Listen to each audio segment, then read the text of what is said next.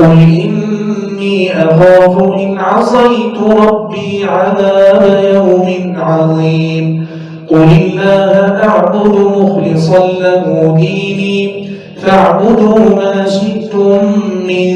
دونه قل إن الخاسرين الذين خسروا أنفسهم وأهليهم يوم القيامة ألا ذلك هو الخسران المبين.